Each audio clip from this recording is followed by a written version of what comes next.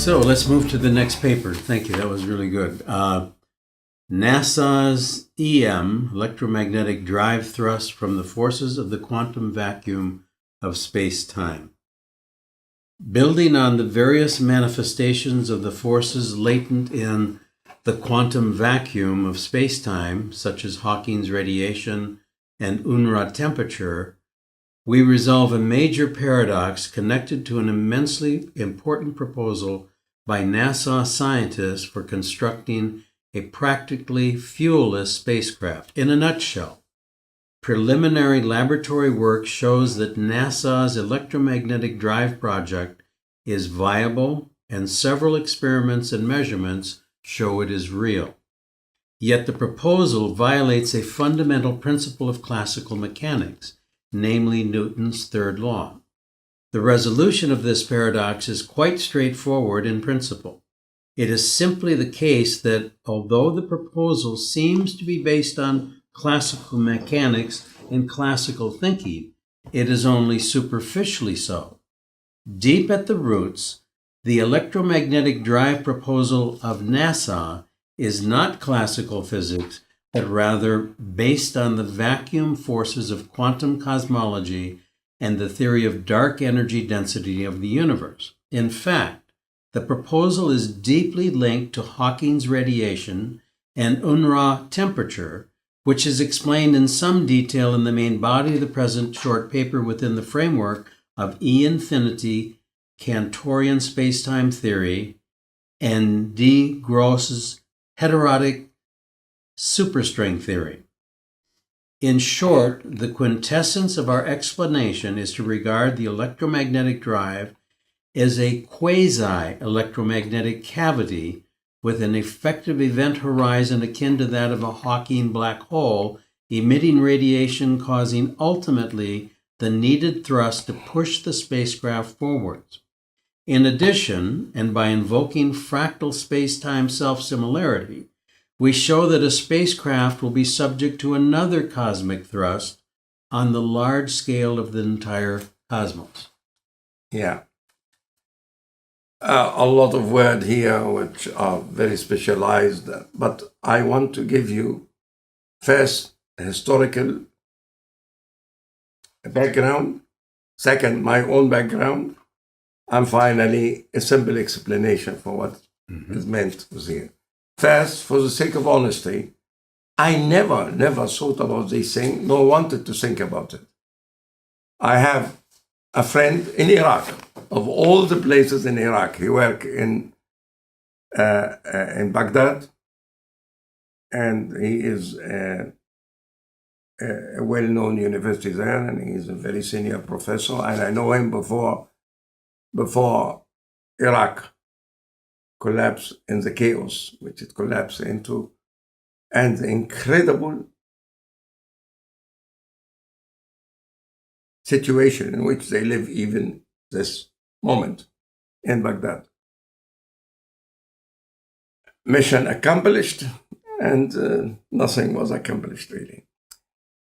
This Professor Habib, Mohamed Habib,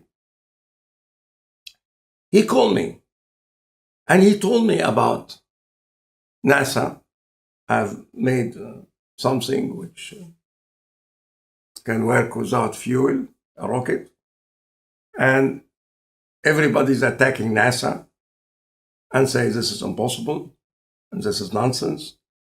NASA, a lot of people defend NASA defending themselves. And I don't think anybody can clear this except you. He calling me from Baghdad. I'm living here in the peace and quiet and harmony of Europe, and he is calling me on his account to tell me that, and he's living, to be honest, in hell as far as I'm concerned. I could not call anybody if I would be living where he is, but he is working and researching and thinking. No, I said, I have no time for that. Professor Habib, just leave me in peace. He called me again, and he called me again and again. Then suddenly I found a reason why I should do that. I would like to prove that NASA is wrong. Now, why I am so vicious want to prove that NASA is wrong. First, I joined the crowd for once in my life, to be on the side of the stronger. But there was another political thing, really.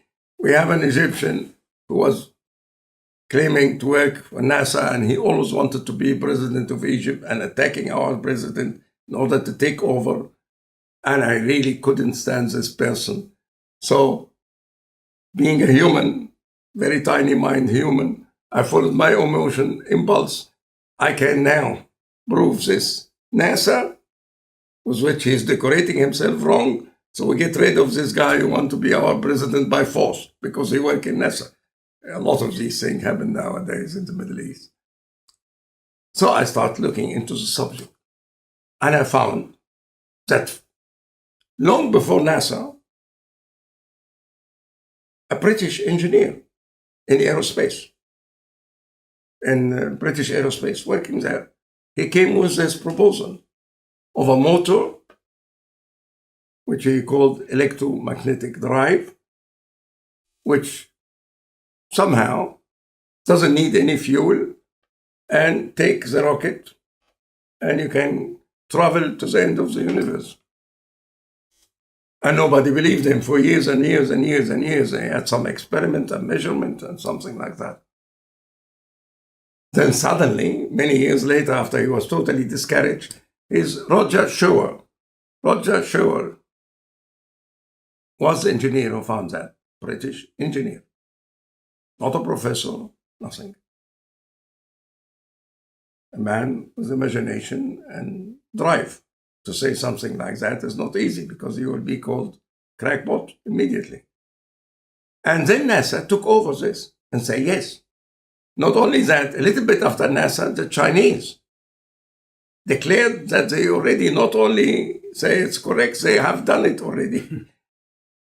And there was claim and counterclaim. The whole thing became really, it's filling the internet with papers and published in obscure journal, paper published in good journal. Then I said, okay, I will put my head into that.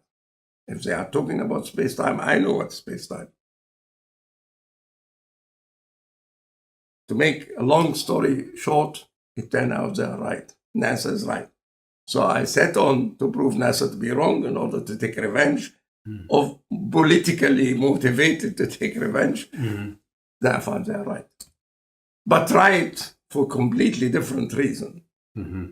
But the proof of the pudding in the eating, and so we will have a rocket which can do that. And then I wrote this paper you just mentioned and realized how it is related to Hawking radiation and on-route temperature and all these fundamentals in physics is basically, again, more or less what they have measured really, because they never had a motor taking a rocket outside. It was a motor standing there and they making some measurement about thrust, something, a force, a minute thrust.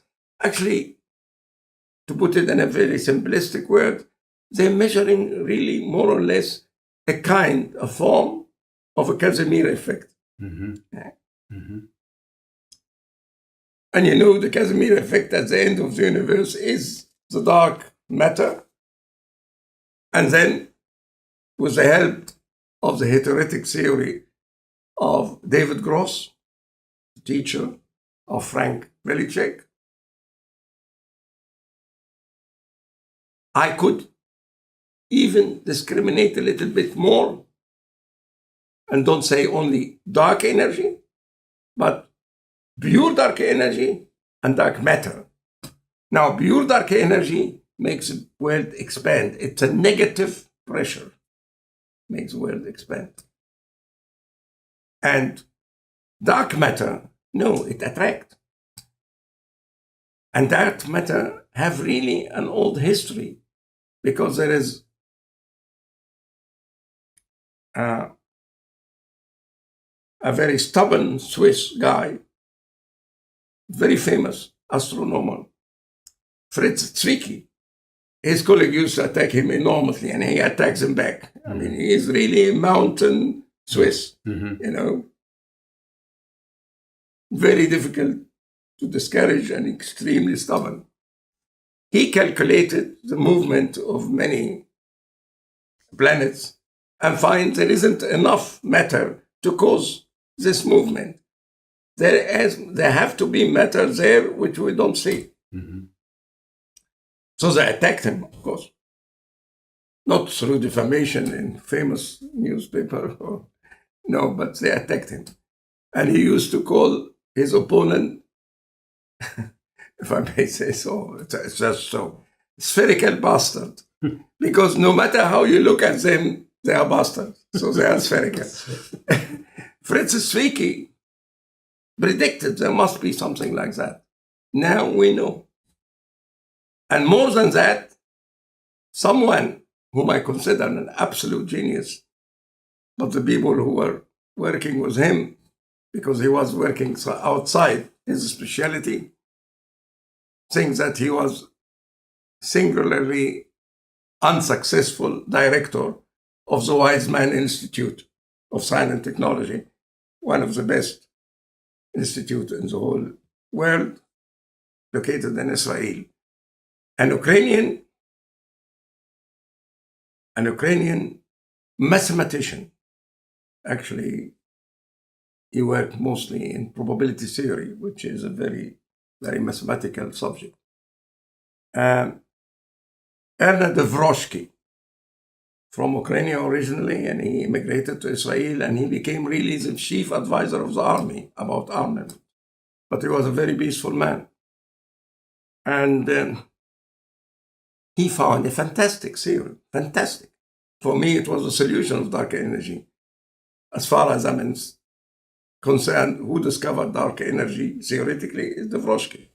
So nobody says that except me. Because he said any manifold which is 5-dimensional or more, most of the volume, in fact, 96% of the volume is not inside, but on the surface. That's it.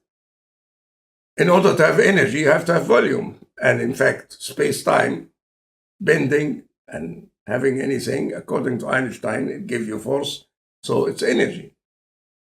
So definitely, 96% of all energy, which we call dark energy, is at the surface of our universe, which means from where we stand here, it is at infinity.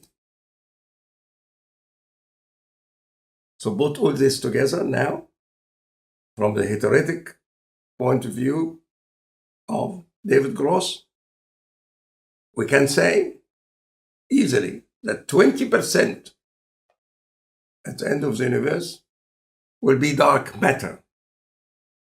And the other 74% or so is pure dark energy, expansive. But this dark matter will try to pull anything inside to come to it. Actually, this is the global Casimir effect. This is the effect, very relative, very, very close to Hawking radiation, to en-route temperature, to all this well-known effect locally. It's globally now. And really what they measured was a form of Casimir effect, as I mentioned. But really, you can. Anything which escapes from the gravitational force of whatever planet is there, for instance, in our case, our Earth, it will be pulled somewhere and have two destiny. Either to be sucked by another planet, another gravitational, or by luck, or navigating through all this trouble, can reach infinity, pulled by the 20% of all the energy density in the world located at the end of the universe at infinity. But this is a hyperbolic infinity. The more you come near to it, you will find it went further still. in the back. So it's a real infinity. So now we can really say, in principle, this interstellar, fuelless travel is possible. Actually, it's trivial. Like Archibald Wheeler said, how could we not have noticed it all the time when we have the theorem of Tofrovsky, which tell us, yes, of course, what else? And this paper really was published in a journal, which is an engineering journal.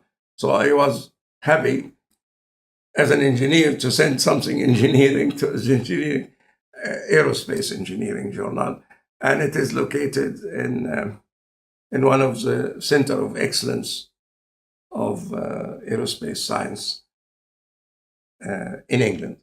Yeah, with which we had a lot of cooperation long ago when I was still working only in engineering. So this is the history of this paper. There's another paper here that looks quite similar. I mean, I can read the abstract, but it may be very, very similar. I don't see the date on it. A theoretical justification of NASA electromagnetic drive based on cosmic dark matter. Yeah, I was attracted to this journal because it was called Innovation in Engineering and Science. Oh, yeah. So I wanted to be innovator and was hoping, but you are absolutely right. It's the content at the end is more or less the content of the paper you read to us. And the point is, now it is very difficult to get visibility because of the sheer number of publication venues. And okay, then there is a sort of democracy. Everybody can publish more or less. But then again, you have no authority with saying this is right and this is wrong without strangling you, because authority sometimes strangle. I mean, a very mild and intelligent man like Max Planck, that is really a mild, nice man. And they asked him, with respect to Einstein, with whom he had a lot of good relationship. Einstein was a revolutionary and renegade, more or less like me, or like you. And Max Planck was establishment. And then he said, I don't remember if he said it to Einstein or to everybody. And he said, when he was asked, when will the new idea, they meant something like Einstein, the new idea will be taken into science without 100 scientists against Einstein. And Einstein, of course, said, why 100? If I'm wrong, one is enough, but to show the strength. So he said, the only way new idea will come into science is when the people representing the old ideas die out. Yeah. He didn't say to get convinced. Yeah. Well, and that, that goes further. That's the problem with paradigm change and Copernican revolutions and Thomas Kuhn in Structure of Scientific Revolution. Yes. He pointed out that same thing. And you get people who do what's called normal science. They pick the rug up, the anomalies or puzzles, they shove them underneath.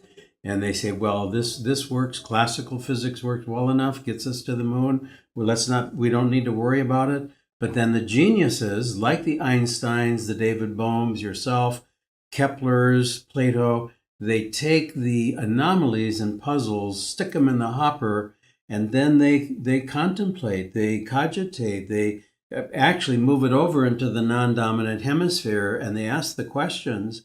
And the anomalies give rise to these incredible deep insights. It's called abduction, retroduction.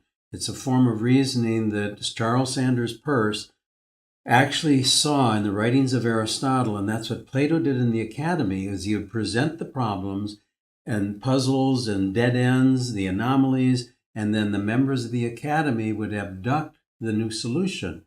He did the same thing, by the way, with his writings. A lot of people think, dead ends, etc.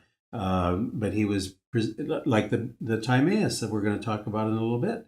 In the Timaeus, he presents some very stunning puzzles. One where he doesn't describe the structure of the dodecahedron, and yet he says the dodecahedron is the key to the whole thing. Its mathematics is what guides everything else, and of course it's all golden mean related.